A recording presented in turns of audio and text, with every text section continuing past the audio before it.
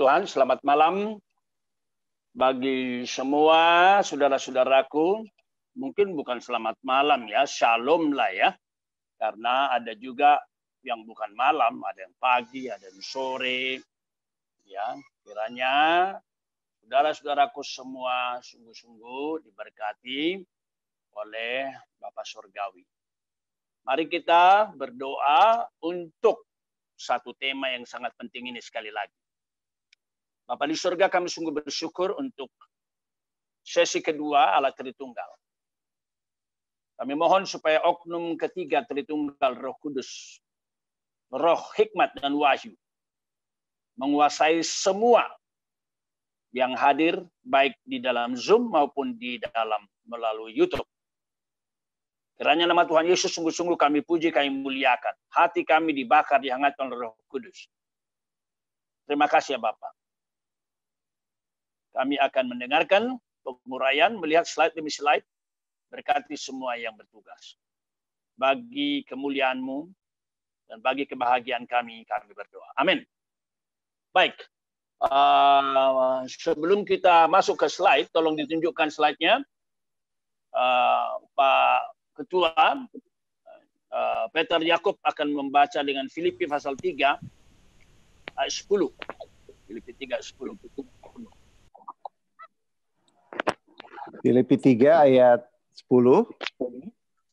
Ya. Yang ku kehendaki ialah mengenal Dia dan kuasa kebangkitannya dan persekutuan dalam penderitaannya, di mana aku menjadi serupa dengan Dia dalam kematiannya. Jadi itu adalah seruan dari Rasul Paulus, Rasul besar. Bagi kita yang belajar tentang Rasul Paulus, tentu kita tahu bahwa Paulus itu luar biasa. Separuh dari Alkitab kita Perjanjian Baru ada dari tangan dia. Dari 27, 13 dari Paulus. Luar biasa. Dan ketika dia menulis surat ini, dia dari penjara, kira-kira akhir 60 sampai 61. Meskipun demikian, dia di penjara karena imannya, karena pelayanannya. Ada yang menduga dia sudah melayani Tuhan kira-kira 20 tahun. Tapi dari penjara dia masih menulis seperti ini. Yang ku kehendaki adalah mengenal dia. Itu dia, mengenal dia. Jadi kalau pada minggu lalu kita membahas seruan daripada Tuhan Allah, Yeremia 9, itu luar biasa ya. Ada 3 yang menjadi kebanggaan manusia. Dan 3 itu disebut oleh Tuhan Allah melalui Nabi Yeremia. Janganlah orang bijaksana berhubungan dengan kepintaran. Janganlah orang bijaksana bermegah karena kebijaksanaannya. Janganlah orang kuat bermegah karena kekuatannya. Jadi berkuasa begitu kan? Dan janganlah orang kaya bermegah karena kekayaannya. Saya kira ketiga hal ini yang seringkali disombongkan manusia berdosa. Di masa COVID-19 ini kolaps semua. Karena kita sudah tahu ada orang yang master, doktor atau apapun, COVID tidak membedakan. Orang yang kaya raya, yang katanya luar biasa kayaknya orang Italia itu, yang tidak peduli uang, tapi dia mati bahkan menghirup oksigen yang gratis pun nggak bisa, maka dia mati. Pemilik perusahaan yang dari Semarang, katanya meninggal dunia juga. Jadi benar itu yang Tuhan Allah katakan. Baik kekayaan, baik kepintaran, baik kekuatan, semua sudah kolaps. Itu sebabnya tadi dalam doa persiapan panitia, saya bersyukur kami bisa melayani Tuhan sehat di tengah-tengah pandemik, di mana ada banyak orang yang dirawat di rumah sakit. Bahkan tidak sedikit yang meninggal dunia. Jadi saya berkata, biarlah hidup ini dirayakan, disyukuri. Tentu ini bukan kekuatan gagah kita, kebaikan juga, bukan. Semua karena anugerah Tuhan. Jadi bagi kita yang malam ini hadir di sini, kita gunakan kesempatan yang baik, itu bagus sekali. Pada minggu lalu kita sudah membahas tentang Allah yang Esa. Ya, Allah yang Esa. Itu yang kita bahas pada minggu lalu. Ya, keesaan Allah dalam perjanjian lama dan perjanjian baru. Ya, itu yang kita lihat pada minggu lalu. Tolong dibaca ini. Ulangan pasal 6 ayat 4. Yang ditegaskan adalah soal keesaan Allah. Itu sebabnya memang kalau orang ngotot melawan Allah Tritunggal, kita paham, kita ngerti. Dan saya mengatakan pada minggu lalu kita bahas apa dasarnya kita menerima Allah Tritunggal. Nah, kita bahas itu ajaran Alkitab PL, ajaran Alkitab PB, ajaran daripada bapak-bapak gereja, bagaimana bapak gereja dipaksa, kira-kira begitulah, untuk menerima, mau tidak mau. Ya, jadi bukan diciptakan itu. Bapak-bapak gereja menemukan, lalu kemudian diteguhkan oleh tokoh reformasi, lalu kemudian diteguhkan lagi oleh ahli sepanjang sejarah gereja. Ya, ini buku yang sangat bagus ini, kelihatan ini. Ini buku setebal bantal ini. Ini adalah salah satu yang sangat standar dari kaum Injili, Christian Theology. Jadi apa yang kita bahas ini berlandaskan ini, ya. Dan dia juga membahas bidat-bidat, ya. Dan saya juga sudah menyatakan minggu lalu bahwa kalau kita mau mundur, ada Louis Berkhof, ada Henricus Berkhof, bukunya saya kasih tahu minggu lalu, dan ada lagi seri ini, Charles Hodge, lebih tua lagi nih, yang lebih lama. Ini ada 3 volume buku yang luar biasa tebalnya. Ini ada lagi nih bukunya nih. Ya, jadi kita malam ini tidak mau shortcut. Kita harus belajar yang benar.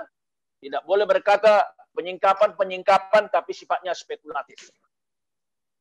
Ya, jadi keesaan Allah itu ditegaskan. Next, baca. Jangan ada padamu Allah lain di hadapan. Itu Keluaran pasal 20 ayat 3. Nah, ini juga keesaan Allah, bicara keesaan Allah. Nah, sekarang disinilah pergumulan itu. Pergumulannya muncul karena apa? Muncul pribadi Yesus Kristus. Jangan dulu kita asumsikan siapa ini Yesus Kristus. Mari kita lihat. Bagi orang tertentu, Yesus hanya nabi. Tapi apakah benar hanya nabi?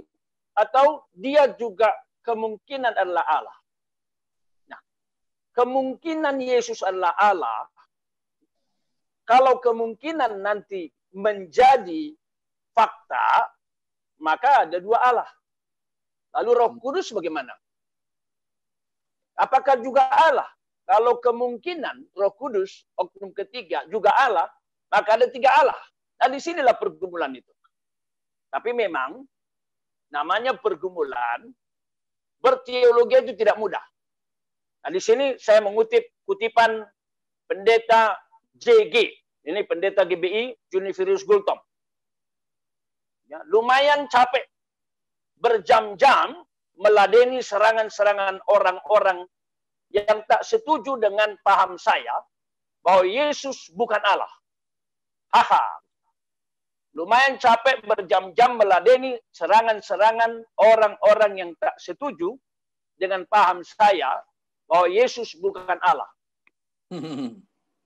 Saya harap teman-teman bisa merenung secara mendalam dan membaca kembali Alkitab dengan pikiran yang jernih. Tidak karena plot doktrinal yang sudah mendarah daging di hidup gereja. Ini sekali lagi, ini adalah Pak Pendeta. Kalau ada screenshot silakan. Saya bertanggung jawab. Ini cara dia nulis ini, copy paste. Ya. Ini adalah pendeta dari gereja Injil. Kecuali beliau sudah meninggalkan posisinya. Lumayan capek berjam-jam meladeni serangan-serangan orang-orang tak setuju dengan paham saya bahwa Yesus bukan Allah. Perhatikan tuh. Yesus bukan Allah. Haha, katanya. Dia pakai haha lagi.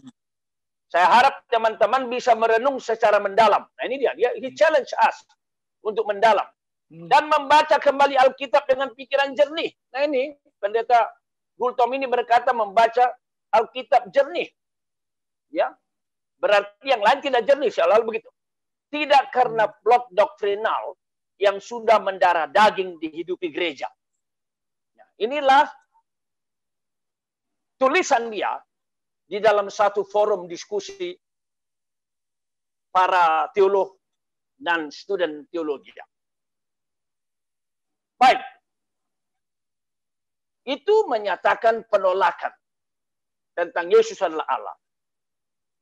Nah, tapi gereja mula-mula menemukan beda. Nah, saya men-sharingkan 7 pendekatan tentang siapa Yesus sesungguhnya. Ya. Yohanes 1 ayat 1, ini terkenal. Pada mulanya adalah firman. Adalah firman itu bersama-sama dengan Allah, dan firman itu adalah Allah atau Theos. Ya, ini adalah Yohanes pasal 1 terkenal. Pada mulanya adalah firman, firman itu bersama-sama dengan Allah, dan firman itu adalah Allah atau Theos. Allah. Nah, saya tulis di sini, perhatikan Yunaninya. Nah, Yunaninya itu Theos itu, nanti akan kita lihat. Perhatikan terjemahan Inggrisnya. Ya, in the beginning was the Logos, and the Logos was with the God, and God was the Logos. Itu adalah slide yang kita baca. In the beginning was the Logos, and the Logos was with the God, and God was the Logos. Ya, jadi ada 3 baris saya buat di sini. Baris pertama menyatakan Logos, baris kedua relasi Logos dengan Allah, dan baris ketiga bahwa Logos itu adalah Allah. Ya. Kok saya dengar ada suara yang tolong di mute aja semua.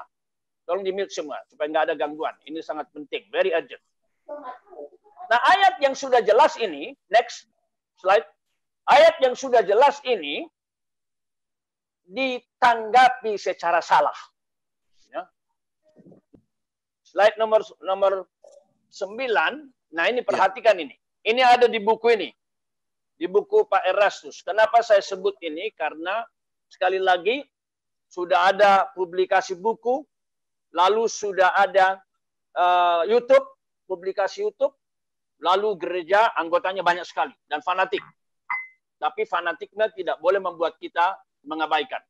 Ya. Apa kata daripada Pak Erastus ini? Kata Theos yang tadi itu menunjuk kepada Bapa. Ya. Adapun Logos dan Kurios menunjuk kepada Tuhan Yesus Kristus. Nah, inilah dalam buku Tritunggal menyingkap rahasia Tritunggal menurut Alkitab. Ini halaman 127. Lalu di halaman 128 dia tulis Theos dengan kata sandang adalah Bapa. Kata sandang itu the.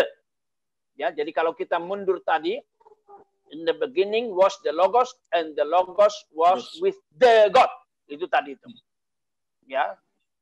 Theos dengan kata sandang adalah Bapa, tetapi Theos tanpa kata sandang berarti ilahi, bukan Allah, ilahi saja. Jadi halaman 128 buku ini. Ya. Jadi ini udah buku revisi daripada buku sebelumnya ini. Edisi ini 2017. Tapi meskipun direvisi, inilah isinya, halaman 128. Nah, tentu itu salah. Itu tidak benar. Nanti akan kita lihat bahwa di dalam Alkitab, Yesus disebut Theos dengan artikel D. Nanti akan kita lihat. Next slide. Ini adalah ayat kedua yang perlu kita lihat. Semua Yohanes, ini bidang saya bukan? Jadi tadi Kak Rita mendoakan supaya saya yang belajar, Tuhan kasih kesempatan setinggi-tingginya bisa jadi berkat. Nah, saya bagikan Yohanes karena ini bidang saya. Nah, yang kedua, Yohanes 1:14. Firman itu menjadi daging dan diam, atau dalam bahasa Yunani, skene, berkemah di tengah-tengah kita, dan kita telah melihat kemuliaannya. Lalu saya tulis, perhatikan istilah penting, kemah, skene, dan kemuliaan, glory, mengacu kepada Yahweh di perjanjian lama. Ya. Bagi yang mau studi serius, ini adalah buku yang sudah diterjemahkan ke Indonesia dari tesis saya, The Christology of John 1:14 in relation to the Gospel of John. Ya, di sini saya sudah singgung tentang satu bab mengenai kemah, satu bab mengenai kemuliaan. Di mana tema dan kemuliaan dua-duanya mengacu kepada Allah di Perjanjian Lama. Jadi ketika Rasul Yohanes menulis berkemah di tengah kita dan kita telah melihat kemuliaannya, itu sedang mengkomunikasikan pribadi Allah di Perjanjian Lama. Berarti logos itu sama dengan Yahweh, God, oknum pertama itu. Itu sebabnya lagi-lagi salah di sini Pak Erastus dalam bukunya. Dia berkata, Yesus bukan Allah tapi ilahi. Itulah sebabnya Yohanes 1:14 dikatakan di sana, dan memang terjemahan bahasa Indonesia kita ada kalimat yang diberikan kepadanya. Firman menjadi manusia dan tinggal di tengah-tengah kita. Kita telah melihat kemuliaannya, kemuliaan yang diberikan. Nah, itu terjemahannya salah. Dalam bahasa asli Yunani tidak ada kata diberikan. Ya. Jadi dalam bahasa Yunani itu kemuliaan sebagai anak tunggal Bapa. Langsung begitu. Maksudnya kemuliaan Kristus yang unik, yang tidak ada bandingnya. Begitu. Jadi Yohanes 1:14 kembali menyatakan tentang Yesus adalah Allah. Slide selanjutnya. Pendekatan ketiga adalah Yohanes 1:18. Nah, kalau kita baca Yohanes 1:18, di sana muncul kata anak tunggal Allah. Tidak ada seorang pun yang pernah melihat Allah, oknum pertama, selain daripada anak tunggal Allah yang ada di pangkuan Bapa. Anak tunggal Allah itu sebenarnya diterjemahkan dengan monogenes theos. Artinya Allah satu-satunya. Ya, monogenes theos. Itu adalah Papirus 66 Alef B C L. Atau naskah lain, Yunani lain, pakai artikel ho. Tapi theos juga. Ho monogenes theos. Dan rekan-rekan yang belajar Yunani tentu mengerti ini. Baik monogenes theos tanpa kata sandang, maupun ho monogenes theos pakai kata sandang, dua-duanya bicara tentang the unique God. The unique God. Monogenes itu unik. Ya, tidak ada bandingnya, satu-satunya. Itu yang ketiga. Yohanes 1:18 mengatakan Yesus itu Allah. Yohanes 1:1 Yesus itu Allah. Yohanes 1:14 Yesus itu Allah. Yohanes 1:18 Yesus itu Allah juga. Jadi jelas, luar biasa.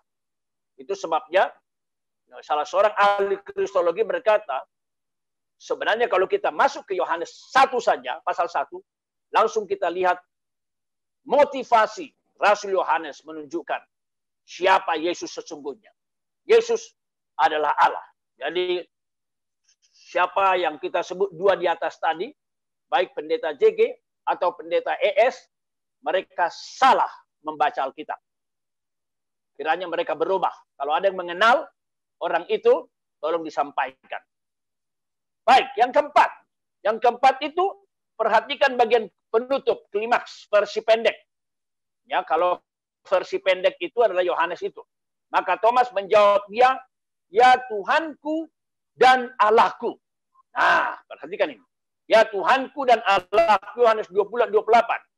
Dalam bahasa Yunani, ini ada kata ho, kurios mu, kai ho, theos mu.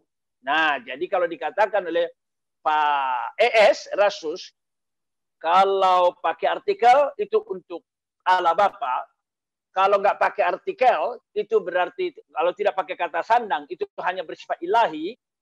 Nah, ini salah lagi dia. Karena apa? Ini ada artikel, ada kata sandang ini. Hotheos. Hotheos. Ya. Jadi, tolong dilihatin. Saya tulis catatan, tidak ada naskah yang meragukan teks tersebut. Okay. Tidak ada naskah. Puji Tuhan. Ini keempat, ya, Yohanes 20:28.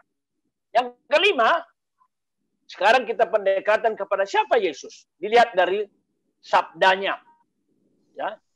Dilihat dari sabdanya, mau tidak mau kalau kita renungkan kitab suci dengan baik-baik, semua sabda Yesus menyatakan, mau tidak mau, dia tidak sekedar manusia biasa, juga bukan nabi termasuk nabi besar, dia memiliki kualitas Allah. Misalnya, Yohanes 8:58, ketika di sana ada debat yang sangat serius antara Yesus dan orang Yahudi, maka Tuhan Yesus berkata, nenek moyangmu senang kalau bisa ketemu saya, Abraham itu.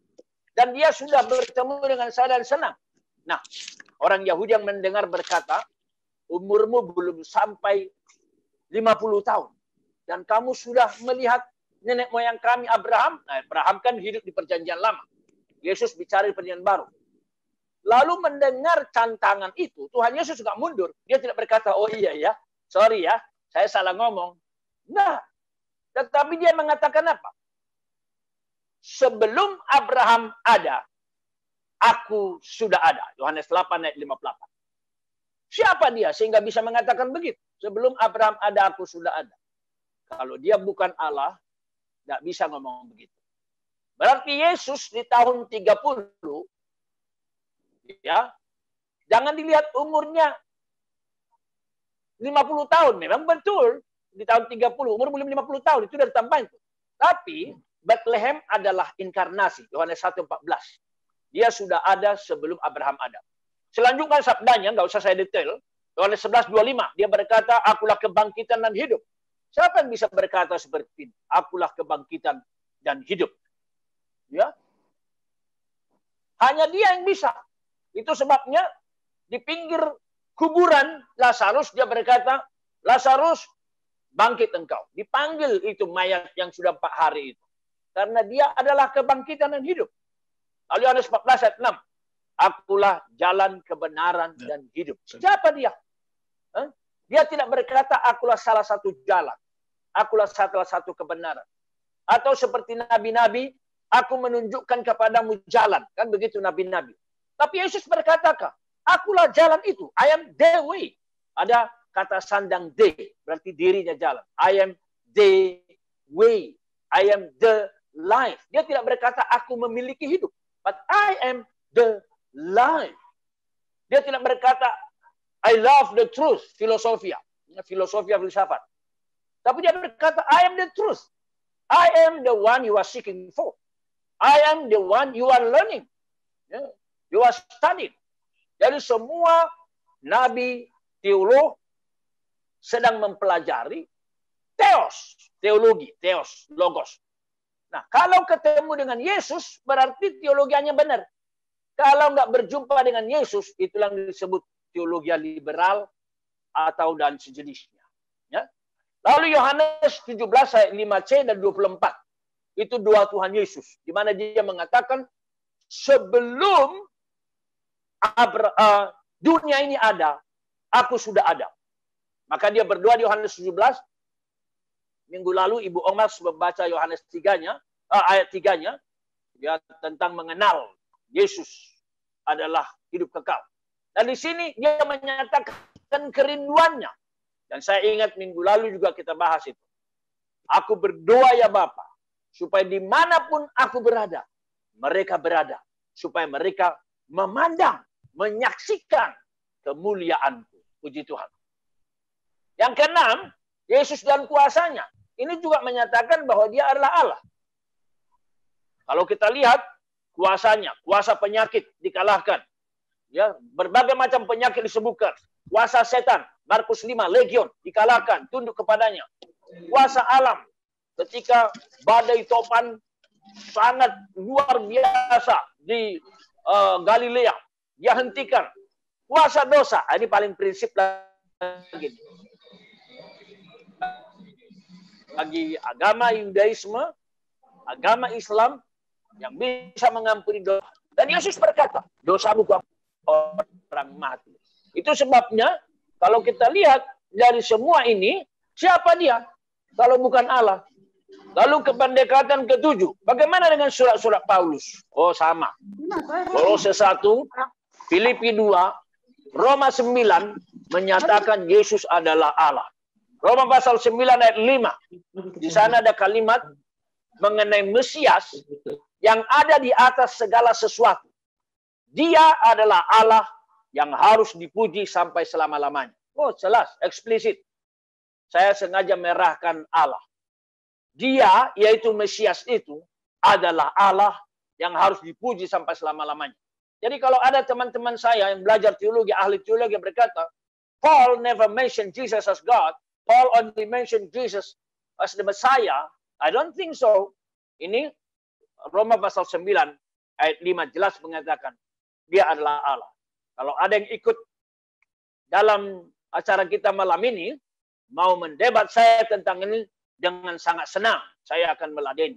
Saya sudah mengatakan, siapapun ahli teologi, saya akan lawan. Kalau dia lari kepada kesimpulan, Yesus bukan Allah. Sejauh pegangannya adalah Alkitab. Karena apa? You cannot escape. You cannot run away from the conclusion that Jesus is God. Ya, kalau kita based on the scripture, the Bible. Nah, itulah sebabnya saya tulis di sini kalimatnya Profesor C.S. Lewis. Tantangan Profesor C.S. Lewis dari Universitas Oxford. If Jesus is not God, then who is he? Nah, ini kalimatnya Profesor C.S. Lewis. Ini dari Oxford ini. Ini kita tahu Oxford itu nggak sembarangan orang bisa masuk ke sana. Dan dia bukan studennya, dia bukan graduate-nya, dia profesornya. Dan dia berkata, if Jesus is not God, then who is he? Ya, if Jesus is not God, then who is he? Itulah Profesor C.S. Lewis. Dia sedang menantang seluruh dunia. Ya, C.S. Lewis yang juga menulis apa itu The Book of Narnia. Itu novel yang sangat terkenal itu. Nah, sebenarnya selain 7 pendekatan tadi, bagi orang belajar teologi, kita punya banyak lagi data-data menyatakan Yesus adalah Allah. Misalnya, cuman saya nggak bisa bicara malam ini, apalagi saya nggak tahu bahwa apa banyak nggak kita yang belajar teologi di sini. Kalau ada yang expose belajar tentang Dead Sea Scroll, naskah-naskah Laut Mati, sama. Di dalam naskah-naskah Laut Mati, juga Yesus diperkenalkan di sana, Mesias yang memiliki kualitas Allah, yang akan datang, yang memiliki kerajaan. Atau kalau ada rekan-rekan yang rajin membaca buku Philo misalnya. Saya salah satu riset saya mengenai Philo. Nah, Philo juga bicara tentang the second God. Nah, waktu saya studi tentang Philo, saya heran. Kok bisa Philo memikirkan tentang the possibility of the second God? Nah, itulah Yesus. Bahwa Yesus adalah the second God, oknum kedua. Nah, sekarang siapakah Roh Kudus? Next slide. Nah, apakah dia sekedar kuasa seperti angin berhembus? Itulah yang dikatakan oleh saksi Yehova. Ya, saksi Yehova mengatakan Yesus bukan Allah. Jadi itu dia. Kalau Roh Kudus, kalau Roh Kudus bukan Allah, udah selesai, jangan bicara Tritunggal. Kalau Yesus bukan Allah, selesai, jangan bicara Tritunggal. Tapi tadi sudah kita lihat pergumulan Bapak Gereja, Yesus itu Allah. Lalu Roh Kudus siapa? Sekarang kita lihat. Alkitab mengajarkan Roh Kudus sebagai pribadi, memiliki rasio, memiliki emosi, memiliki kemauan. Jadi bukan sekedar kuasa. Nah, tolong lihatin. Jadi kalau dikatakan Roh Kudus itu seperti kuasa, seperti angin, lagi-lagi salah. Karena Alkitab kita memperlakukan Roh Kudus memiliki rasio, emosi, dan kemauan. Bahkan kita baca di Kisah Rasul, Roh Kudus memimpin Paulus. Roh Kudus memimpin Filipus, Roh Kudus memimpin Petrus. Jadi dia adalah pribadi. Lalu yang kedua, sebagai pribadi Alkitab menggambarkannya lebih besar dari manusia, juga lebih besar dari nabi, lebih besar dari malaikat. Bahkan dia disebut roh kekekalan, maha kuasa, Lukas 1:35, maha hadir, Mazmur 139 ayat 7, dan juga maha tahu, 1 Korintus 2:10. Nah, kita semua sudah belajar tentang doktrin Allah. Kalau Allah adalah Allah, dia mesti maha kuasa, maha hadir, dan maha tahu. Nah, Roh Kudus disebut maha ketiganya. Berarti dia siapa? Nah, ada yang bertanya kepada saya, oke, saya mau tahu, ada nggak Alkitab secara eksplisit menyatakan bahwa Yesus itu adalah Allah. Ada.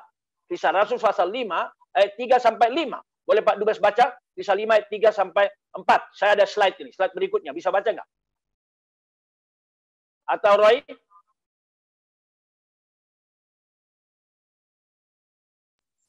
Tetapi Petrus berkata, Ananias, mengapa hatimu dikuasai iblis?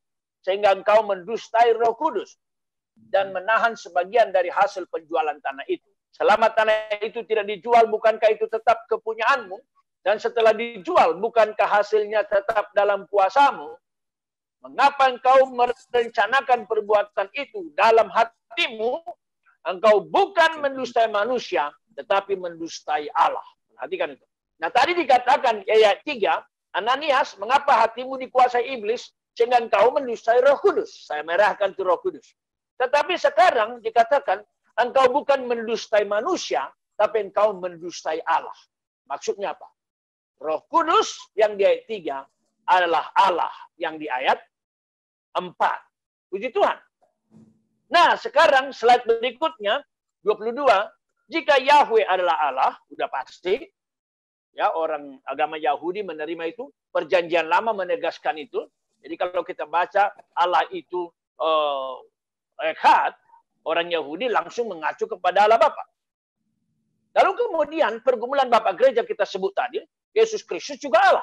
Lalu Roh Kudus juga Allah. Nah, ini menjadi pertanyaan. Apakah kitab perjanjian baru mengajarkan adanya 3 Allah? Nah, itu ada berkata begitu, 3 Allah. Ini bidat. Atau 3 fungsi. Nah, disinilah kita tulis pergumulan gereja dan munculnya bidat. Ya, silakan yang mau baca tadi yang sudah ditugaskan bertugas. Bidat nomor 1. Monarkoisme atau sabeliasme, Tritunggal dipahami sebagai satu pribadi yang menyatakan diri dalam 3 cara, yaitu Allah sebagai Bapa yang mencipta, sebagai Anak yang mati di kayu salib, dan sebagai Roh Kudus yang memimpin gerejanya. Nah, terima kasih. Inilah yang disebut bidat. Jadi sekali lagi kalau ada berpandangan seperti ini, bahwa Tritunggal itu satu pribadi menyatakan di dalam 3 cara, yaitu sebagai Bapa, sebagai Anak, dan sebagai Roh Kudus, jangan ragu. Sepanjang sejarah gereja ini sudah dikatakan bidat, ajaran sesat. Kalau orang Batak ingat aja, bidat dan bodat. Maaf. Orang Batak kalau bodat itu tahu. Jadi apa persamaan bidat sama bodat? Supaya gampang, ingat aja. Bodat itu mirip orang, tapi bukan. Ya. Jadi bidat juga mirip ajaran benar, tapi salah banget. Nggak sama itu. Sama bedanya antara bodat sama orang. Begitulah antara bidat dengan ajaran benar. Ya, jadi tolong diingat itu. Bidat. Kedua, pandangan ini mengakui adanya 3 pribadi yang berbeda. Namun oknum kedua diciptakan oleh Allah Bapa. Nah, ini dia. Ini juga bidat. Arianisme. Adanya oknum yang berbeda-beda dan bertingkat-tingkat. Nomor 3, baca. Slide 25. Semi-Arianisme mengakui adanya 3 oknum yang berbeda, di mana oknum kedua same sense with the Father. Nomor 3 dulu. Boleh langsung. Nomor 4 ada Makedonianisme. Roh Kudus adalah pribadi yang dicipta. Ya, itu dia. Jadi ini juga bidat ini, jangan ragu. Bidat semi-Arianisme mengaku adanya 3 oknum yang berbeda. Ya, ada beda tingkatan-tingkatan gitu. Nanti agak mirip ini dengan saksi Jehovah juga. Nah, di dalam buku Pak Eras ini, kalian akan baca hierarki daripada Allah. Allah Bapa hierarki 1, Allah Anak hierarki 2, Allah 3. Nah, bagaimana kita menilai itu?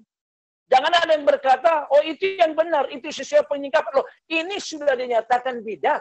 Itulah sebabnya ada banyak sekali teman-teman yang menuliskan di dalam tulisannya atau di YouTube-nya menyatakan berhenti Anda mengajar karena Anda mengacaukan gereja. Begitu. Itu sangat serius sebenarnya teguran dari rekan-rekan itu. Ya, itu semi-Arianisme, itu bidat. Makedonianisme, Roh Kudus yang dicipta, itu juga bidat. Nah, sebenarnya ada banyak sekali bidat ya. Kalau saya jelasin semua, itu bisa belum tentu kita memahami. Misalnya, ada bidat saksi Jehovah. Ya. Roh Kudus bukan Allah, tetapi kekuatan Allah yang Maha Kuasa. Roh Kudus merupakan kekuatan yang tidak terlihat. Itu ada bidat itu. Ada Mormon. Yang menurut Mormon, Allah merupakan satu pribadi. Saya nggak masukkan di slide kita ya. Yesus Kristus adalah satu pribadi. Roh Kudus pribadi lain yang terpisah. Nah, ini Mormon ini. Terpisah-pisah. 3 oknum. Ada lagi Christian Science. Allah itu ilahi dan maha kuasa. Allah merupakan daya pikir yang tidak terbatas. Jiwa, roh adalah prinsip kehidupan. Itu Christian Science. Ada teologi liberal. Ya, teologi liberal berkata, we don't believe in Jesus, but we believe with Jesus. So we believe in who? In God. We believe in God, but with Jesus. Itu teologi liberal. Ya, ada lagi nanti unitarianisme. Yesus dibedakan dari Kristus. Unity. Di mana Kristus bukan manusia. Ada banyak sekali. Jadi kita kalau sudah melihat ini, sudah dinyatakan bidat-bidat, dan kita bersyukur kita memiliki bapak-bapak gereja yang mewariskan teologi yang benar sampai ke kita. Sekali lagi, saya harap semua yang ada di chat ini, yang malam ini ikut seminar kita, jangan berkata, ini adalah pandangan saya sesuai dengan Alkitab. Hati-hati. Bidat sepanjang gereja menyatakan juga sesuai dengan Alkitab. Jadi sekali lagi, menyatakan bahwa pandangan kita sesuai dengan Alkitab tidak menjamin itu. Itu sebabnya sesuai dengan Alkitab harus diuji. Diuji dengan apa? Bagaimana pandangan Bapak Gereja? Diuji dengan apa? Bagaimana pandangan teologi reformasi? Diuji dengan apa? Bagaimana pandangan dengan ahli-ahli teologi sepanjang zaman? Ya, pergumulan gereja dan muncul bidat. Lalu next slide. Bagaimana mengatasi perbedaan? Nah, itu dia. Bagaimana mengatasi perbedaan? Ya, adanya doktrin yang berbeda-beda itu, apakah didiamkan? Banyak orang berkata begitu kan. Kalau berdebat dikatakan, ini nggak sesuai dengan Alkitab. Diamkan saja. Atau kompromi. Demi kasih. Ya, kita kompromi. Kita katakan semua ajaran benar. Maka ada di chat kita, di Pak UI, kalau kita mau menginjil, bersaksi, jangan menyakiti perasaan orang. Nah, padahal begitu kita tahu kebenaran kita dan kesalahan orang itu, pasti tersakiti. Nah, apakah diamkan atau kompromi, atau saya bikin tanda tanya? Artinya apa? Mungkin ada alternatif lain. Nah, ternyata sepanjang sejarah gereja, mereka tidak diamkan, mereka tidak kompromi, mereka mengadakan sidang oikumene gereja-gereja. Gereja di timur dan gereja di barat. Ini yang disebut dengan konsili. Mari kita lihat next slide. Ya, jadi beberapa konsili, itu beberapa konsili penting kita daftarkan malam ini. Silakan baca. Yang pertama ada konsili Nikea 325 Masehi meneguhkan ajaran Kristologi. Namanya anak homoousia dengan Bapa, coexistence, co-equal, co-eternal. Nah, inilah. Jadi tolong diingat tahun ini. Inilah konsili pertama gereja mula-mula Nisea. Ini bicara soal apa? Perhatikan itu. Siapa Yesus?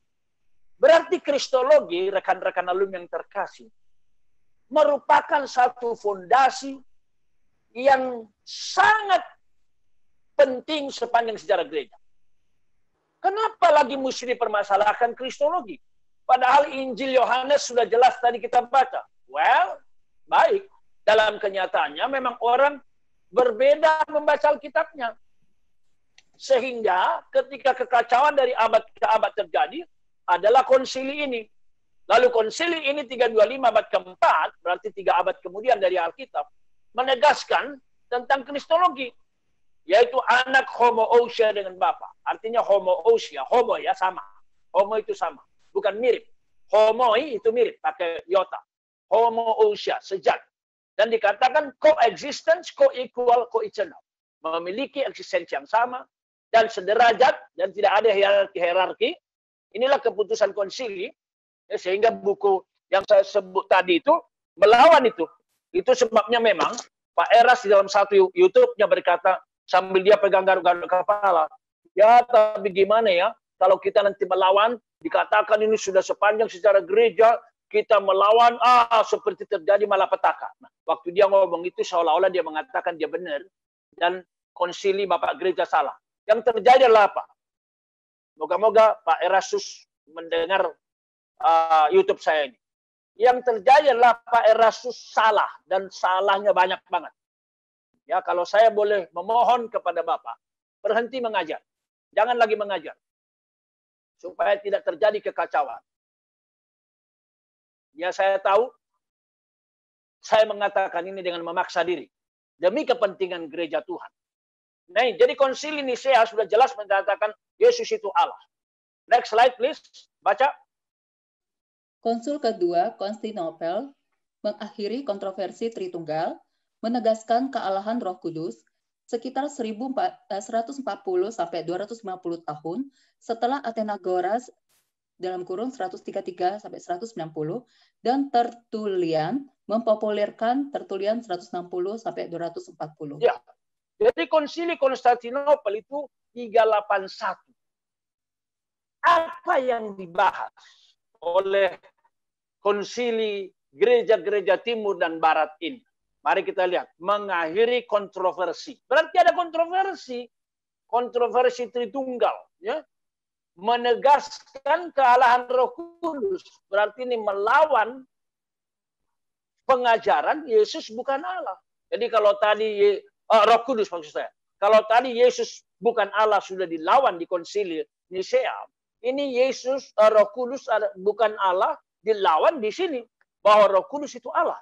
Makanya kalau Allah Bapa Allah, Yesus adalah Allah, Roh Kudus adalah Allah, maka di sini kontroversi Tritunggal harus sudah selesai. Maka saya tulis di sini, berarti durasi menyelesaikan Tritunggal ini sekitar 140 sampai 250 tahun. Kalau kita mulai dari Athenagoras, jadi ada pandangan yang berkata, sebenarnya orang pertama yang memulai mengatakan Bapa, Anak, dan Roh itu Athenagoras. Dan dia hidup di antara 133 sampai 190. Itu masa hidupnya. Tapi kemudian dipopulerkan oleh Tertullian yang hidup di 160 sampai 240. Nah, berarti dari masa mereka sampai ke 381 antara 140 tahun, ya, kalau diambil dari 250 sampai 250 tahun. Berhenti. Tapi kemudian muncul lagi, ya inilah. Jadi sejarah gereja berulang terus. Jadi kalau di Konstantinopel sudah selesai diskusi Tritunggal, nah sekarang muncul lagi. Itu sebabnya kita bikin seminar malam ini. Next. Baca. Next slide, baca.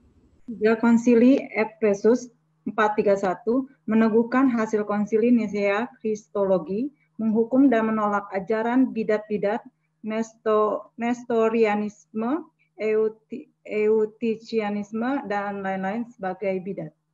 Nah, itu dia. Ini konsili Efesus. Tahun 431. Ya, 431 kalau dibandingkan dengan Yohanes, berarti hampir, kalau Yohanes ditulis sekitar tahun 90, ini 430, berarti 340 tahun. Tetap bermasalah. Makanya di sini dikatakan teguhkan kembali kondisi Nisea. Konsili Nisea mengenai Yesus homoousia dengan Bapa. Itu yang kita bahas tadi. Lalu menghukum dan menolak ajaran bidat-bidat yang muncul. Yaitu Nestorianisme. Ini juga bidat. Apa itu Nestorianisme? Yaitu mengatakan Yesus bukan dua sifat. Tapi Yesus itu dua pribadi. Separuh Allah, separuh manusia. Itu dia. Separuh Allah. Itu sebabnya ketika Yesus berkata, dosamu diampuni, Allahnya keluar. Ketika Yesus berkata, aku lapar, manusianya yang keluar. Jadi itulah bidat Nestorianisme. Tapi secara gereja berkata, enggak, Yesus itu satu. Tapi dua sifat, Allah sejati dan manusia sejati. Nah, Euticianisme sebaliknya, ya, bahwa ini berasal dari tradisi latar belakang Yahudi. Eutikianisme sebagai bidat. Dan banyak lagi nanti. Ada ebionisme, ada docetisme, wah banyak sekali. Bahwa Yesus itu kelihatannya ada, kelihatannya Allah, tapi sebenarnya bukan. Lanjut, next slide please, baca. Nomor 4. Konsili Kalkedon 451 menegaskan dua sifat Yesus Kristus, Allah sejati dan manusia sejati, di dalam inkarnasi, kemanusiaan, dan kealahan. Di dalam inkarnasi, kemanusiaan dan kealahan tidak bercampur, tidak berpisah, tidak berubah. Ya. Jadi kalau kita lihat ini, kalau kita lihat Konsili Kalkedon ini 451. Berarti kalau bandingkan dengan Konsili Nicea tadi 325, berarti 126 tahun. Setelah 126 tahun, masih terus bergejolak. Menegaskan dua sifat Yesus. Yesus Allah sejati, manusia sejati. Di dalam inkarnasi, Allah menjadi manusia, apa yang terjadi? Tidak bercampur. Ini melawan Eutikianisme. Ya, tidak melihat ada dua sifat. Tidak bercampur. Tidak berpisah. Ini melawan Nestorianisme yang tadi kita bahas, bidat itu. Jadi ada dua pribadi. Lalu tidak berubah. Maksudnya apa? Allah tetap Allah. Manusia tetap manusia. Manusia sejati. Jadi Yesus ketika Allah menjadi manusia, mengosongkan diri menurut istilah Filipi 2. Kenosis. Itu bukannya kehilangan sesuatu. Bukan. Seperti Pak Erastus dalam YouTube-nya berkata, bahwa dia dilucuti, dia habis, semua benar-benar kosong, lalu kehilangan ingatan, waduh itu nonsense itu, bullshit sekali, nggak ada itu. Yang terjadi adalah apa? Kenosis, pengosongan diri itu yang terjadi adalah apa? Bahwa Filipi 2 berkata, telah mengosongkan dirinya sendiri dan mengambil rupa seorang hamba. Nah ini dia.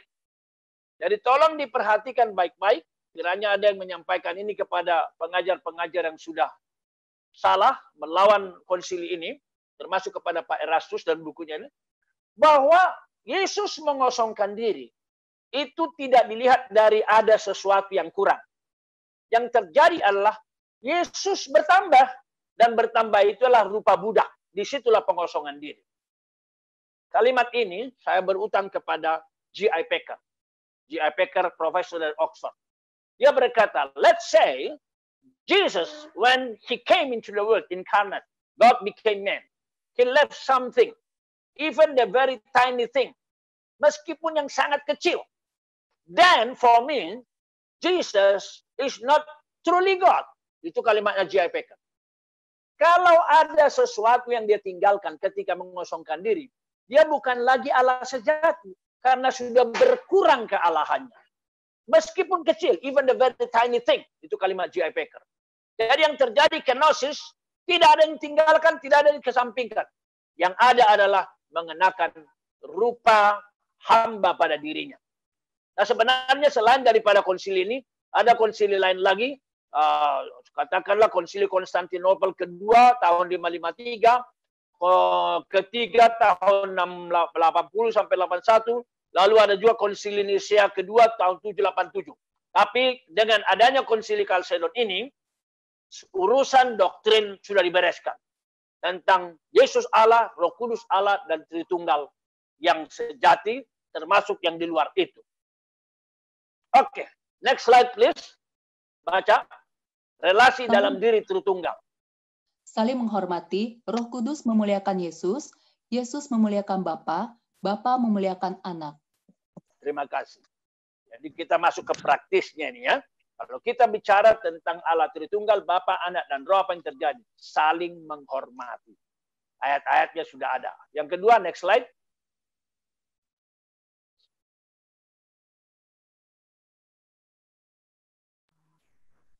Yang kedua, siapa ini? Koordinasi dalam kesatuan. Pertama, penciptaan semesta alam, keselamatan, hidup baru, dalam jemaat, baptisan, dan berkat. Iya, jadi ini koordinasi dalam kesatuan ini kita lihat itu dalam Kejadian 1 ayat 1 dan ayat 26 sudah nampak kok bahwa Allah kita itu Di sana ditunjukkan ada 3 oknum. Pada mulanya Allah beresit bara, ya, Allah menciptakan langit dan bumi. Lalu di sana ada muncul beruah Elohim, roh Allah. Lalu nanti ada muncul dabar Elohim, firman Allah.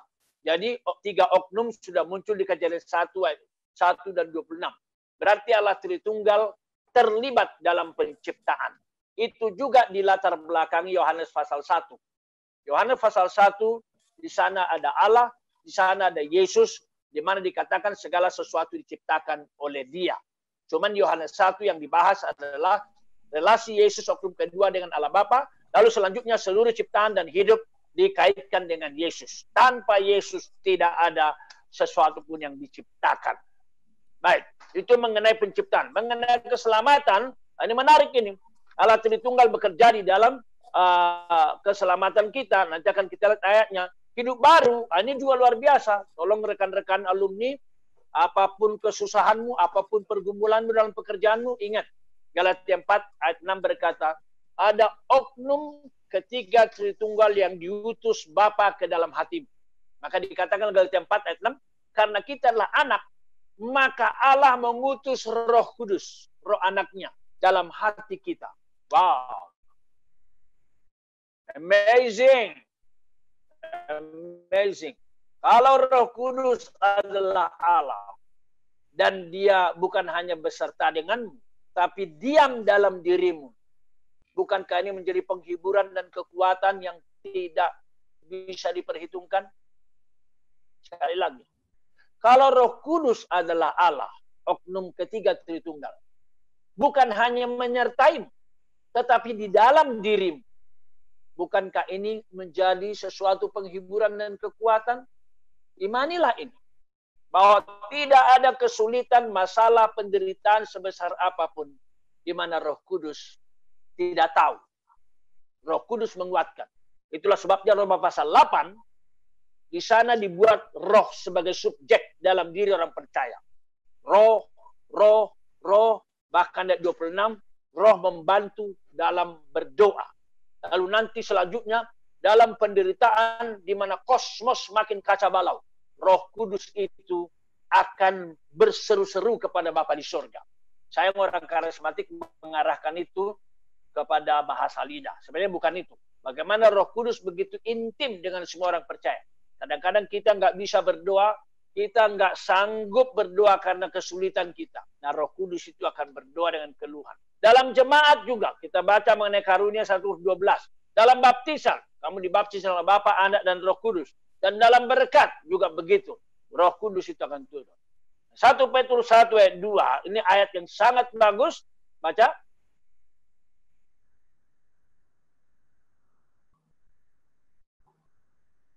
Satu Petrus 1 ayat 2, yaitu orang-orang yang dipilih sesuai dengan rencana Allah, Bapa kita, dan yang dikuduskan oleh Roh, supaya taat kepada Yesus Kristus dan menerima percikan darahnya. Ya, kita lihat di sini sengaja saya merah-merahin tuh oknum ya. Jadi mari kita syukurin ini. Allah Tritunggal berperan di dalam keselamatan Anda dan saya. Orang-orang yang Bapa sudah memilih dan merencanakan. Lalu Roh Kudus menerapkan dan mengerjakan diri kita apa yang digenapkan oleh Yesus Kristus di kayu salib, ya, menerima percikan darahnya. Jadi Allah Bapa merencanakan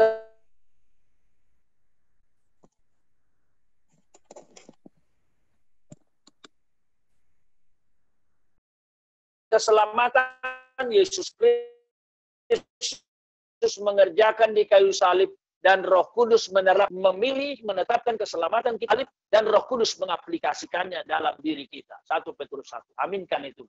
Next, baca. Hidup baru Galatia 4 ayat 6. Dan karena kamu adalah anak, maka Allah telah menyuruh roh anaknya ke dalam hati kita, yang berseru, Ya Aba, Ya Bapa. Wah, luar biasa ini. Tolong diperhatikan ini Galatia 4 ayat 6. Saya sudah menyinggung tadi. Ketika Roh Kudus berdiam dalam hidupmu, dalam hatimu, tolong hayatin.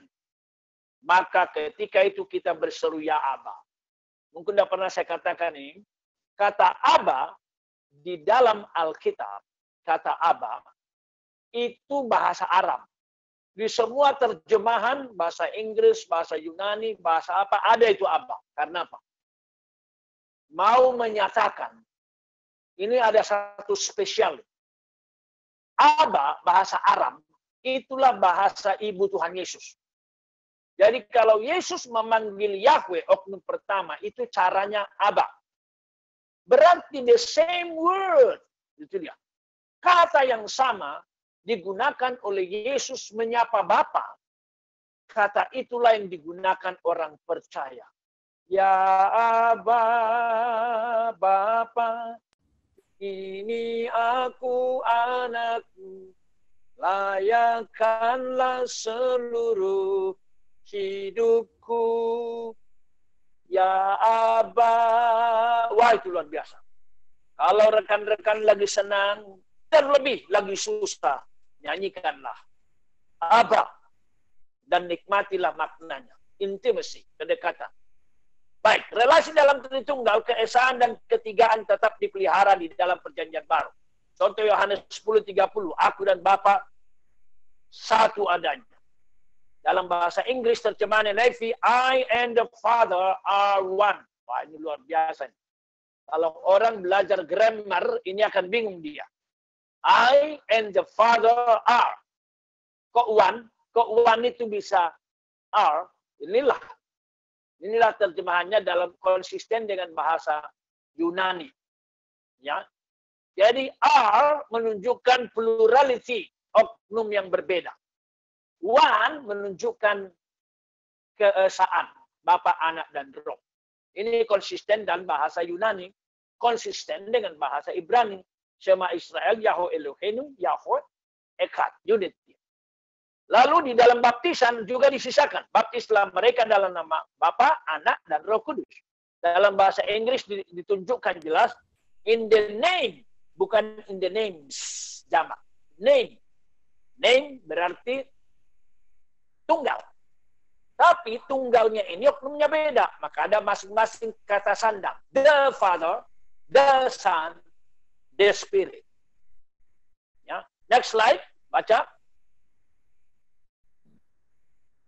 Kesimpulan penutup. Allah Tritunggal bukan mengajarkan tiga Allah atau Arianisme dan semi-Arianisme. Dia juga mengajarkan tiga fungsi atau peran, tetapi mengajarkan Allah di dalam tiga pribadi yang berbeda. Ya, Tetapi itulah dia. Ya. Satu keberadaan, substansi, ousia. Saya sisakan istilah-istilah ini. Siapa tahu ada rekan-rekan yang belajar teologi. Ya. Jadi hipostasis atau persona dalam bahasa Latin. Jadi apanya yang tiga? Hipostasis atau persona. Ya. Lalu apanya yang echad? Ya esensinya. Ya. Substansinya juga satu. Ya. Esensi ousia. Sama-sama Allah maksudnya begitu. Next, baca. Allah Bapa, ya. Allah dan Roh, sehakikatnya, so-existence, setara, co-equal, sama-sama kekal, co-internal. Ya, Allah Bapa, Allah Anak, Allah Roh. Ini kesimpulan kedua, sehakikat, setara, sama-sama kekal. Bahasa Inggris lebih mudah ya, coexistence, co-equal, dan co-eternal. Next, baca. Ketika oknum Bapa, Anak, dan Roh dapat dibedakan, tetapi tidak dapat dipisahkan. Itu dia. Dapat dibedakan. Bapa bukan anak, anak bukan roh. Yang disalib bukan Bapa, anak. Yang dalam hatimu, hati saya, Roh Kudus. Yesus ada di surga. Ya, dapat dibedakan, tapi tidak dapat dipisahkan. Next, baca. Berikutnya, nomor 4, beyond analogi. Tritunggal seperti apa?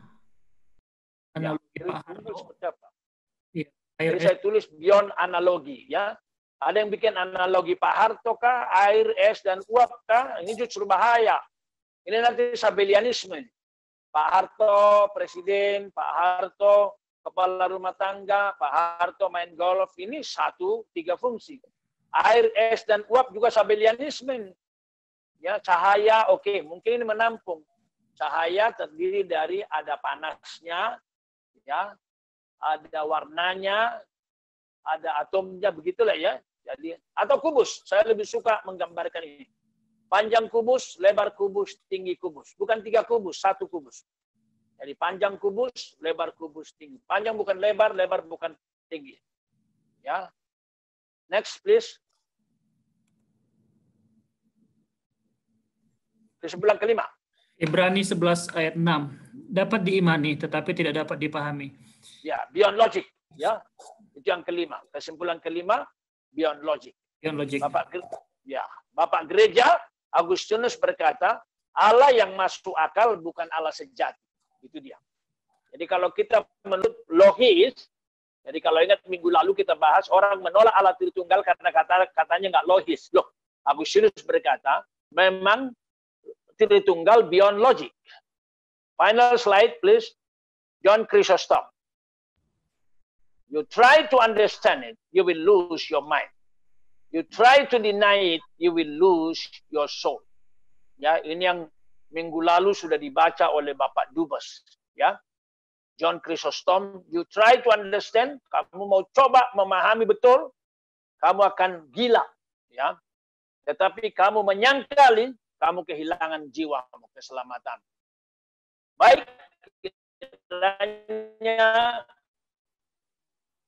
sesi kedua ini menjadi berkat bagi kita semua.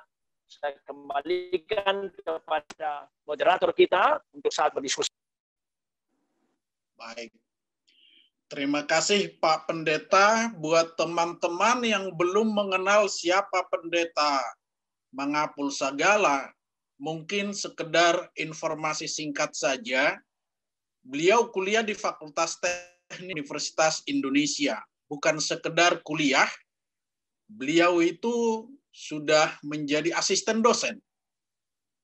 Dan ketika mahasiswa, beliau menerima Yesus sebagai Tuhan dan Juru Selamatnya, dan keduniaan menjadi nomor 2 dalam hidupnya. Bukan itu saja, walaupun lulus menjadi insinyur Fakultas Teknik UI, metalurgi ya Pak Pendeta?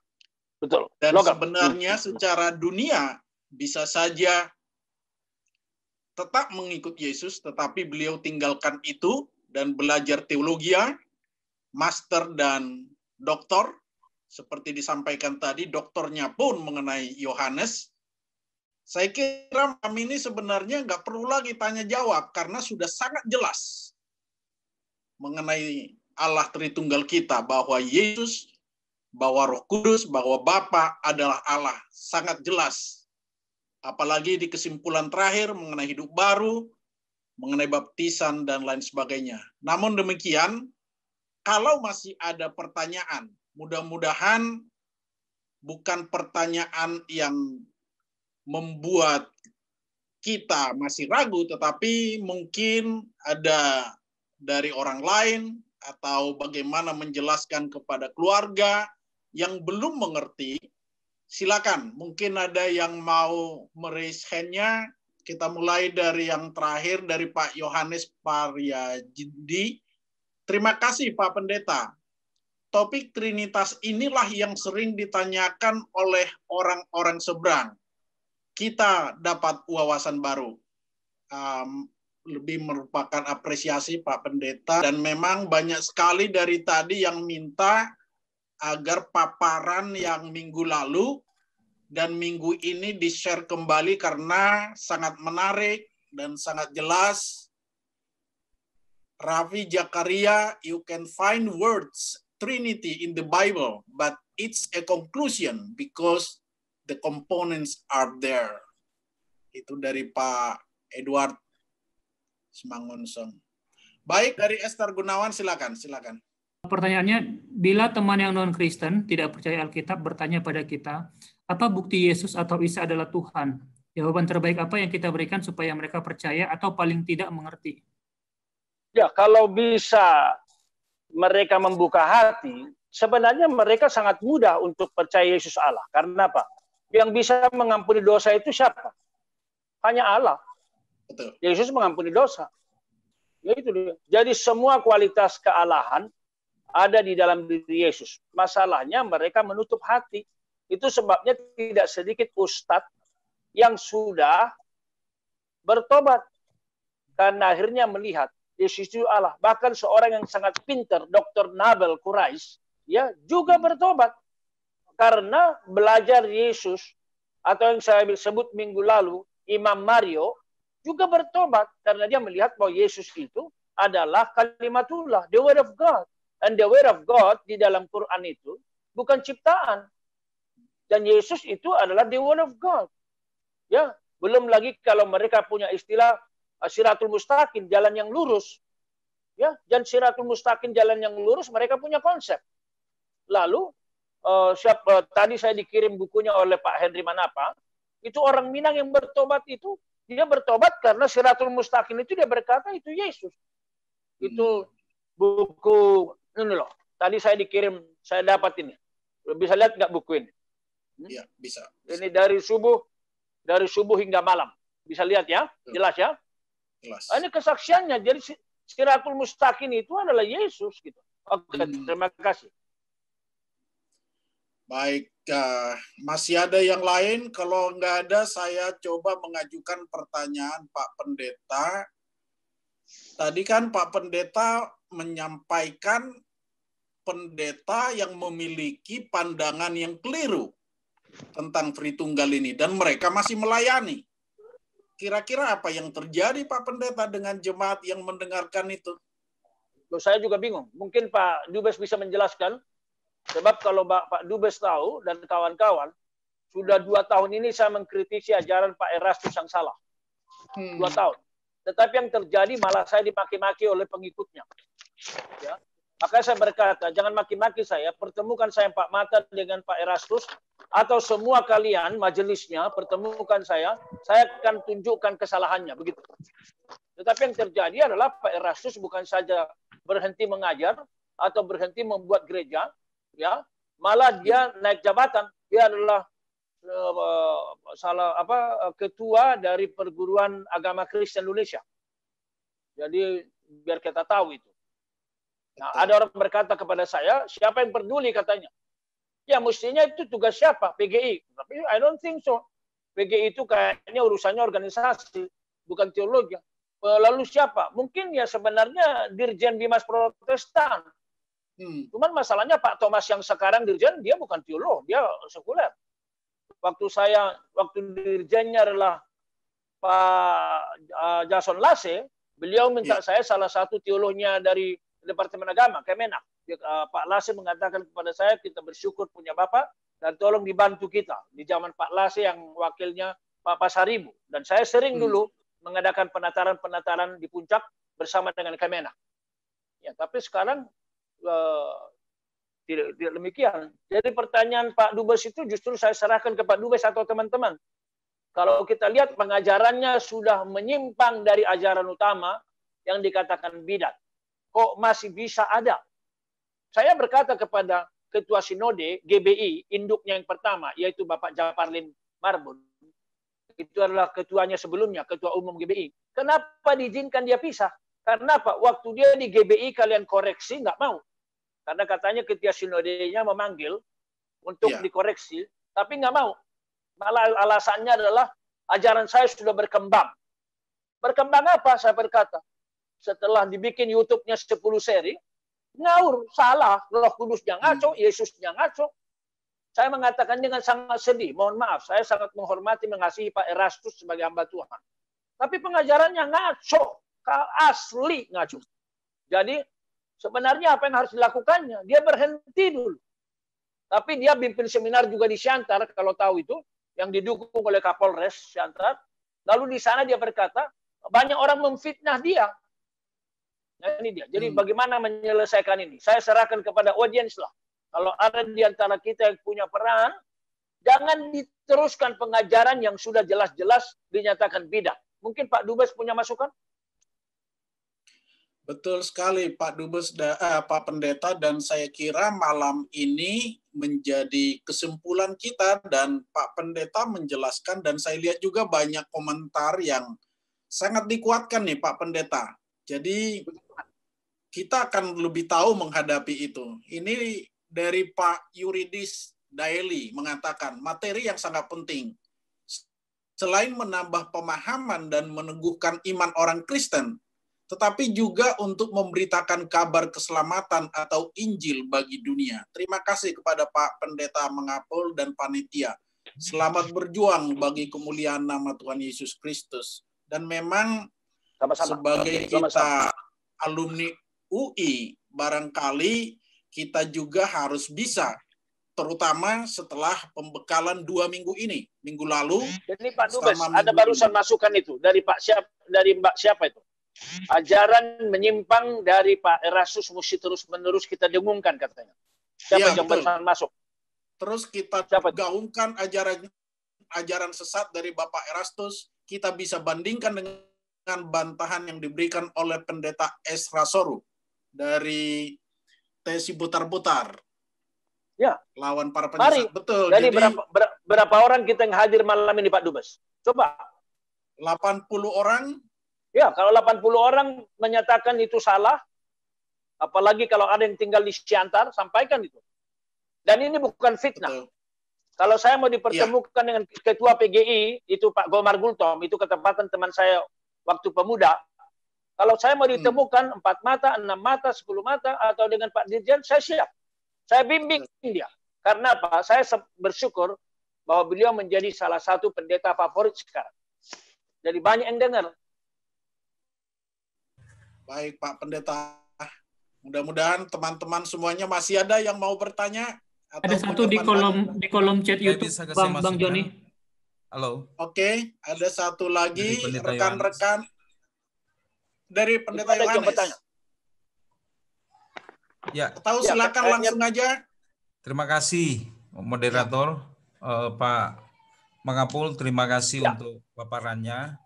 Mungkin satu usulan bagi saya, seminar yang Bapak lakukan ini cukup bagus. Hanya memang sayang saya melihat pimpinan gereja pada khususnya mungkin sedikit yang masuk di webinar ini.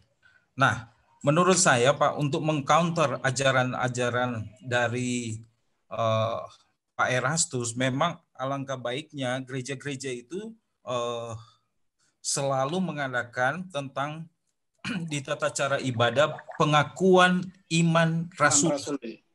Dan itu memang harus diucapkan, contohnya setiap minggu di gereja, agar pemahaman-pemahaman tentang duit tunggal ini bisa tercounter dengan sering disebutkan pengakuan iman rasuli. Ini menurut pemikiran saya Pak, supaya jemaat itu makin tertanam dari sisi rohani dan mengerti, dan sebagai pimpinan gereja saya mungkin akan menjelaskan itu ke jemaat yang Tuhan percayakan pada saya sesuai dengan apa yang Bapak ajarkan selama 2 kali pertemuan ini. Menurut saya itu salah satu untuk mengcounter Pak.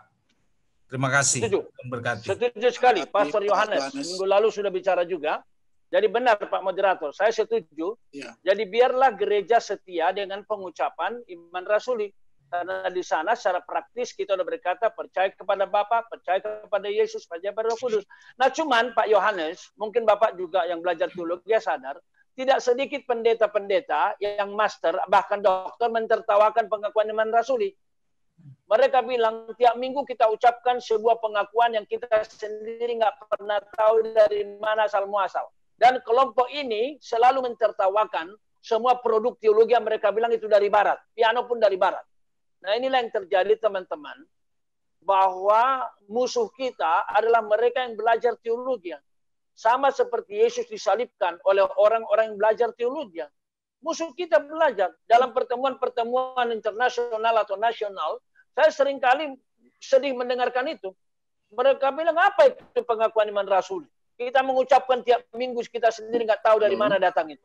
Nah, padahal itu warisan daripada sejarah itu. Baik, Pak Dubes, saya serahkan ke Pak Moderator.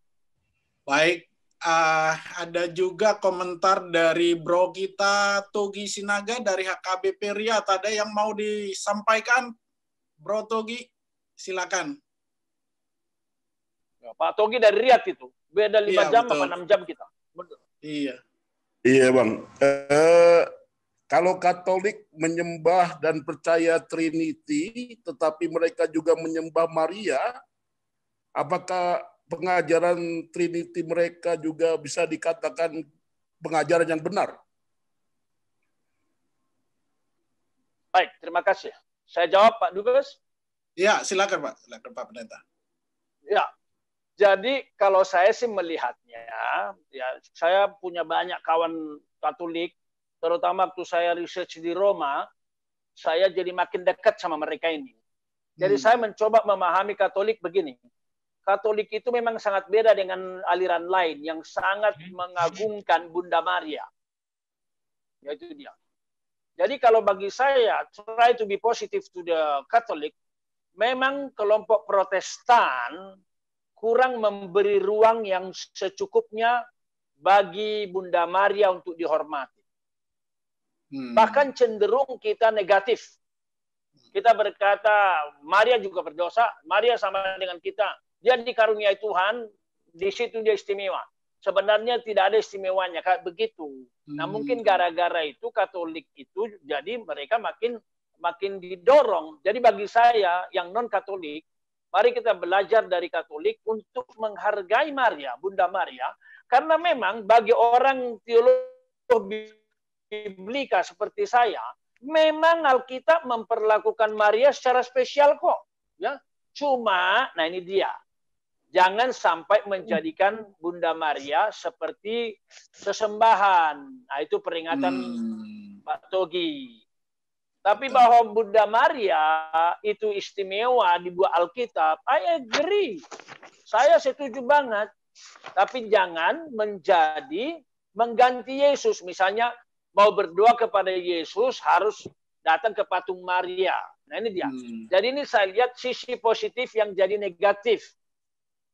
Jadi kalau saya bertemu dengan rekan-rekan Katolik, saya bilang, well, you can appreciate Mary, you can exalt Mary as the gospel also exalt Mary, but you must not treat her as God. Mereka bilang, ya, enggak lah, enggak pernah lah. Cuman karena kita tahu Yesus itu keluar dari rahim Maria, maka kita datang. Nah ini apa ya, teologi apa ini ya? Apa mungkin ada hubungan dengan orang Batak, dengan orang Timur ya? Dekat sama mamanya. Jadi karena dekat sama mamanya, kalau ngomong sama anaknya, katakannya Pak Luhut Panjaitan waktu ibu masih hidup. Oh, mau ngomong sama Pak Luhut Panjaitan, ngomong aja sama inang yang ketepatan majelis HKBP Rawamangun. Pak Togi juga dari HKBP Rawamangun. Masih ingat itu. Jadi seringkali orang Batak kalau mau minta sama Pak Luhut, mintanya sama inang almarhum, kan yang si tua kan. Dan jangan ini, jadi maksud saya, jangan kita perlakukan Katolik sebagai bidat. Enggak juga saya kira. Kalau saya sih melihatnya begitu.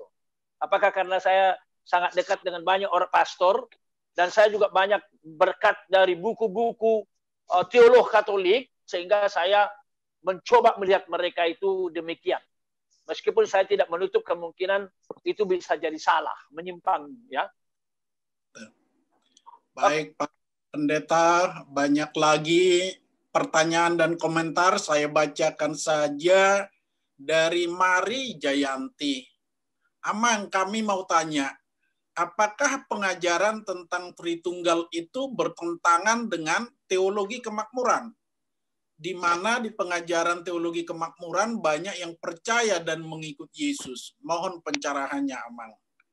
Ya, kalau kita bicara tentang Allah Tritunggal, maka Yesus Kristus itu menderita, mati di kayu salib.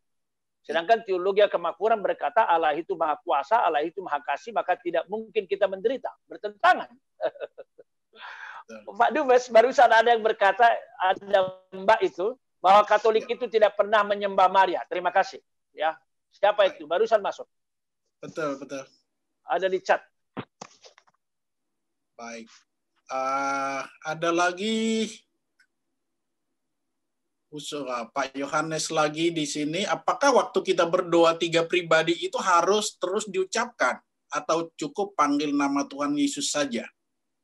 Kalau kita bicara Yesus cukup boleh Yesus. Tapi kalau kita mulai memahami dan mempraktekkan Allah Tritunggal dengan baik juga bagus. Jadi kita berdoa, Bapa di sorga, Bapa di sorga, Bapa di sorga.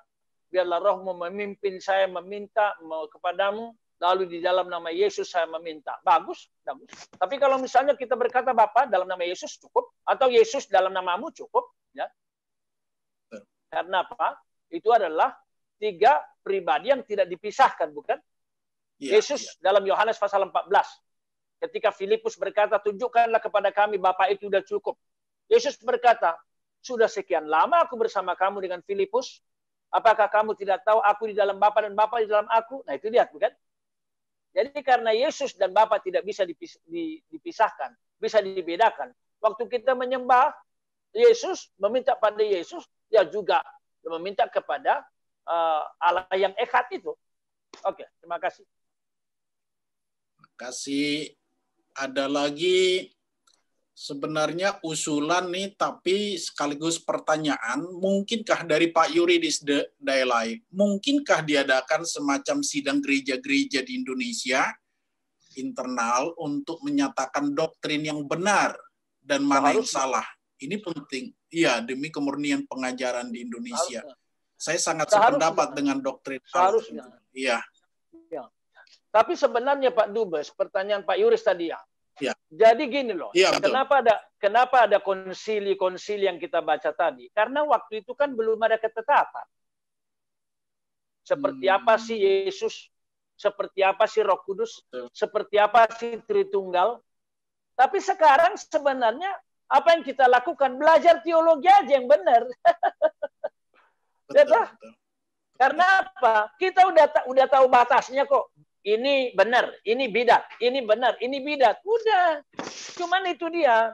Saya menyebut lagi nama nanti, saya paksakan diri nama saya. Bapak Yosua Teu. Yosua Teu itu DBS. Mungkin ada yang tahu itu. Yang buat video Stephen Tong Ngaco. Nah, dia itu mengkritisi semua ini, konsili dan bapak-bapak gereja. Dia berkata nggak perlu kita dengar-dengar itu. Mari kita baca ke Alkitab. Nah, ini salah satu cara berteologi yang juga bahaya sekali.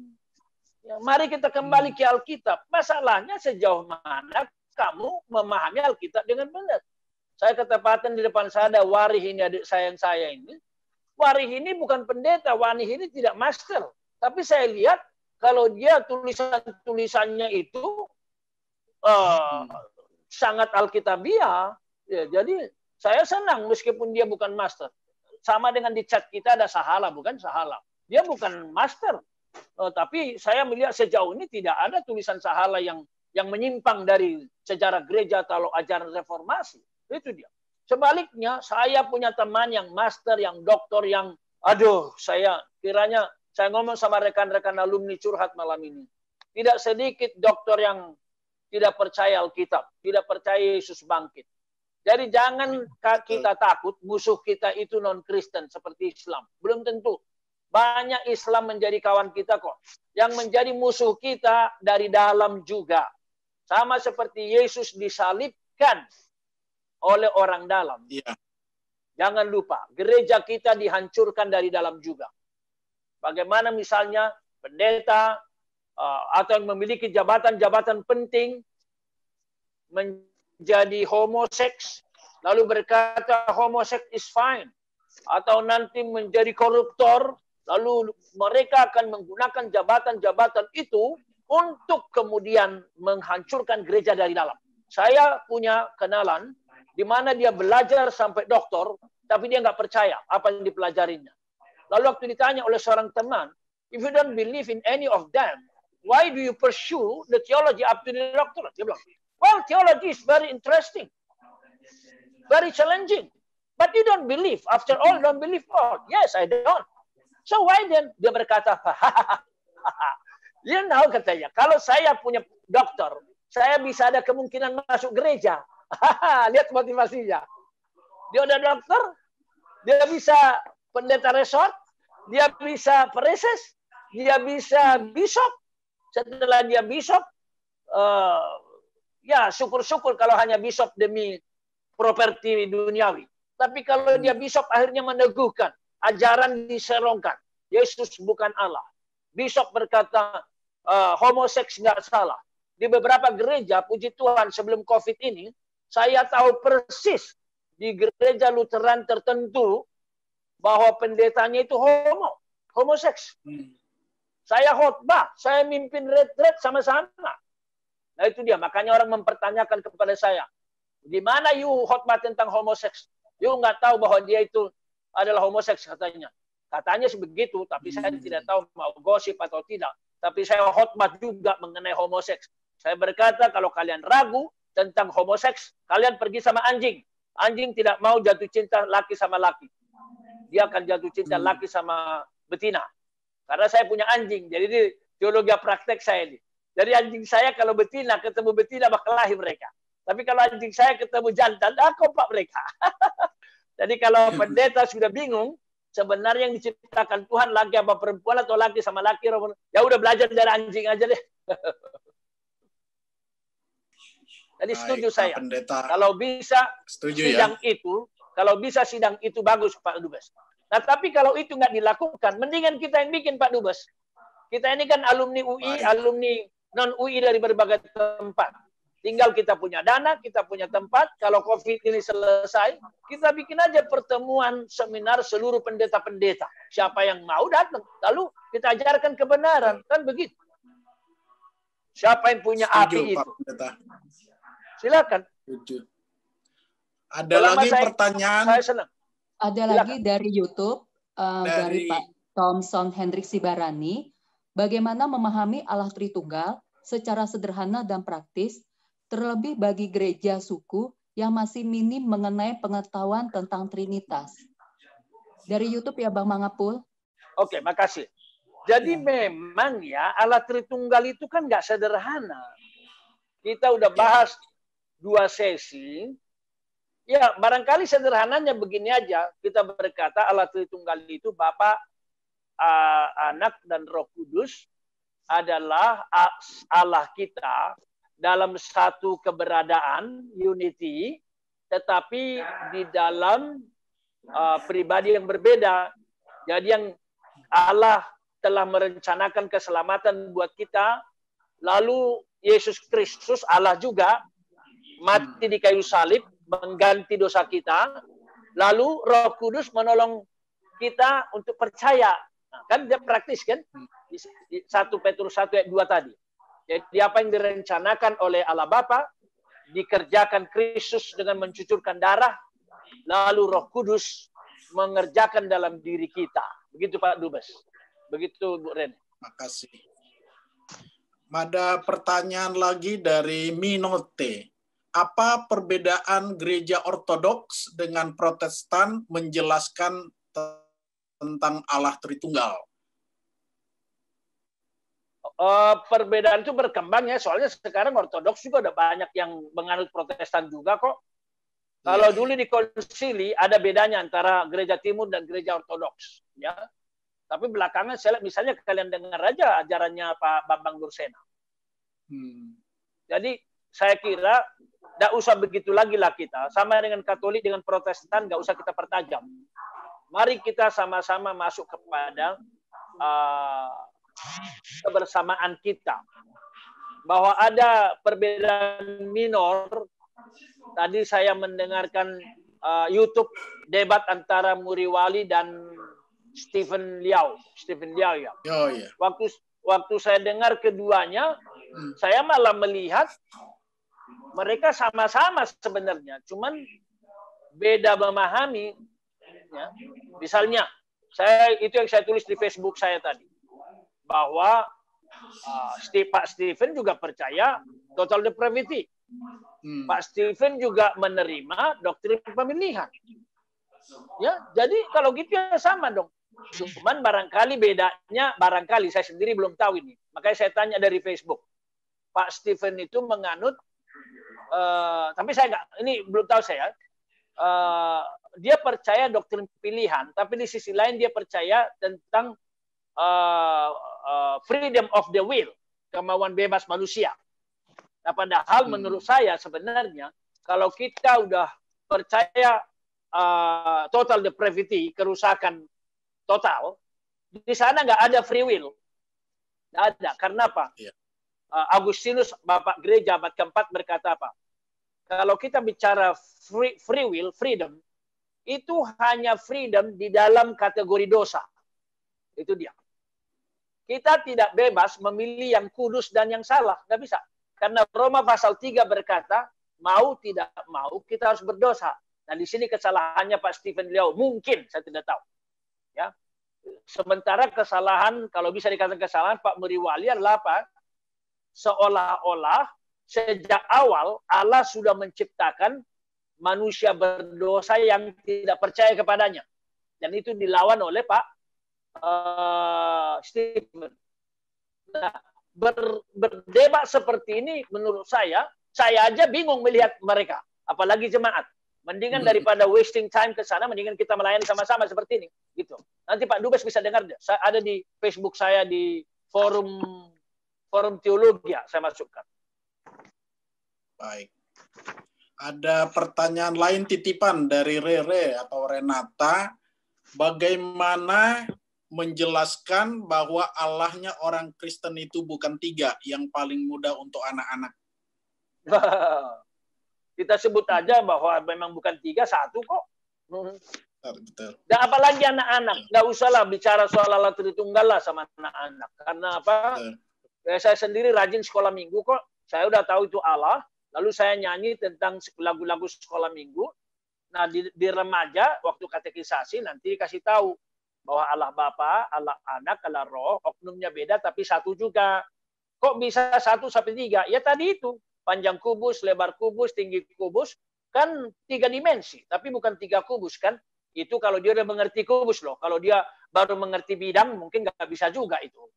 Jadi saya kira Roh Kudus itu akan memimpin kita, orang tua.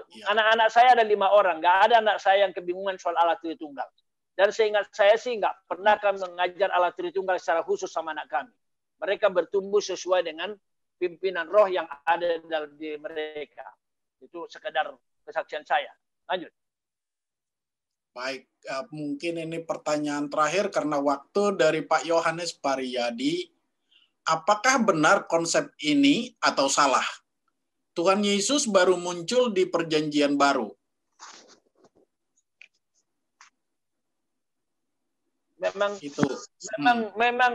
Memang baru muncul secara manusia, Yohanes 1:14. Iya. Tapi sebenarnya oknum kedua, Yesus Kristus, berkali-kali muncul dalam Perjanjian Lama, ya. Tapi kita tidak dikasih tahu. Jadi misalnya salah satu adalah apa? Tuhan berdoa kepada Tuhan yang di sorga. Ada itu di Perjanjian Lama. Tuhan yang di bumi berseru kepada Tuhan yang di sorga. Lalu kalau kita lihat misalnya yang dilawan oleh Jakob itu siapa?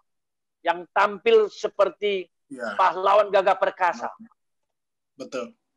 Ya, jadi itu penampakan dari Yesus Kristus. Lalu yang seperti anak manusia yang menemani 3 di perapian itu siapa? Ya, bukan malaikat, bukan malaikat. Betul. Ya, Yesus, jadi sebenarnya jadi ada buku tentang Yesus Kristus di Perjanjian Lama oleh seorang teolog bernama Hengstenberg. Nah, Hengstenberg menuliskan tentang Yesus Kristus di berbagai kitab di Perjanjian Lama, termasuk di Taurat dan seterusnya. Tapi secara fisik muncul bisa kita jamah di Perjanjian Baru, benar. Itu sebabnya Profesor F.F. Bruce berkata, hadirnya Yesus oknum kedua ke dalam dunia itu mujizat. Karena apa? Sesuatu yang tidak mungkin di Perjanjian Lama menjadi mungkin di Perjanjian Baru. Karena apa? Di Perjanjian Lama Allah berkata, Alkitab berkata, penulis nabi-nabi berkata, tidak ada seorang pun yang bisa melihat Allah dan tetap hidup. Bahkan Nabi besar Musa nggak bisa melihat Allah. Dia akan mati. Tetapi di Perjanjian Baru, Allah oknum kedua justru bukan saja kita lihat, tapi kita bersamanya. Dan sesudah era gereja, bukan hanya bersama, tapi Roh Kudus, Galatia 4 ayat 6 tadi, berada dalam diri kita. Karena itu saya men-challenge semua yang ada di chat ini. Biarlah kita membuka hati. Biarkan Roh Kudus mendiami hati kita. Secara sadar kita berkata, Roh Kudus, ini eramu. Masuklah engkau dalam hatiku seperti Galatia 4 ayat yang ke-6. Biar aku bisa intim dengan Allah, menyebut Allah sebagai Aba, Bapa saya. Jangan ada di antara kita yang berhenti kekristenan hanya sebatas kognitif. Itu kekristenan akal. Tapi biarlah kita kekristenan yang dilahirkan kembali. Seperti Yohanes 3 katakan kepada Nikodemus. Kalau Roh Kudus sudah mendiami hati rekan-rekan, tinggal dan berkuasa, maka disitulah kesejatian kekristenan terjadi. Kalau Roh Kudus belum mendiami, maka Anda boleh belajar Alkitab dari Kejadian sampai Wahyu, atau mungkin ikut anggotanya BSF-nya Pak Dubes ini. Tetapi kalau belum Roh Kudus mendiami, maka Anda masih di luar keselamatan. Itulah Roma 8 ayat 9. Barang siapa memiliki roh, dia milik Allah. Kalau belum memiliki roh, itu bukan milik Allah. Jadi yang memeteraikan kita menjadi milik Allah adalah Roh Kudus. Itulah oknum ketiga Tritunggal. Puji Tuhan, bagi agama lain Allah itu adalah jauh sekali, jauh. Apa namanya? Di lapisan keberapa gitu. Tapi Alkitab berkata, Allah itu dalam hatimu. Ya, melayang-layang di bumi, dan begitu kita buka hati, Roh Kudus mendiami kita. Kiranya Tuhan memberkati kita semua. Amin, Pak Pendeta. Mungkin komentar dari Pak Barmen Banezer, apakah penjelasan saya bahwa bagi anak-anak saya bapak, bagi orang tua saya anak, bagi istri saya suami, apakah ini bisa digunakan untuk menjelaskan tentang Tritunggal itu? Nah, kalau kita tadi mendengar kalimat tadi, itulah bidat. Iya, ya. Itu bidat kan? Ya. Jadi itu keliru ya. Biarpun. Ya. Karena anak-anak kita sebut aja bahwa Bapa ada di sorga, Yesus Kristus mati di kayu salib, Roh Kudus mendiami hatimu. Iya. Betul. Anak saya dulu si Philip itu berkata apa? Yesus disalib ya Maya. Jadi tangannya dipaku ya Maya. Aduh, sakit banget dong. Lalu istri saya terus bercerita dengan serius. Terus dibikin betadin enggak mah? Dibikin betadin. Oh itu. Tapi setelah sekarang nggak ada itu mereka berkata tiga Allah. Entah bagaimana Roh Kudus memimpin mereka kemudian. Tapi ya kita nggak pernah bilang Bapa itu disalibkan lalu apa, enggak. Kita mengatakan Yesus Kristus disalibkan. Gitu. Lalu makanya anak saya berkata bikin betadin. Kasihan. Betul. Tapi bersyukur. Betul Pak Pendeta. Iya. Istri saya justru membuat pemahaman dia yang anak-anak itu kasihan itu. Makanya jangan bohong, jangan nakal. Karena kita berdosa, maka Yesus mati di kayu salib. Begitu. Oke, Pak Dubes. Saya serahkan ke Pak Dubes. Baik Pak Pendeta, kita sangat diberkati baik dari minggu lalu maupun hari ini. Tetapi memang di dunia ini, terutama kalau menjelang Paskah, misalnya di televisi di Barat itu, terutama di Australia, banyak profesor doktor yang menyangkal bahwa Yesus mati dan bangkit kembali. Demikian juga tentang Tritunggal ini, walaupun mereka dokter di bidang teologi dan masih pendeta atau pastor. Tetapi malam ini dan minggu lalu Pak Pendeta begitu jelas menerangkan karena memang pendidikannya juga mendalami itu dan sudah mengalami itu.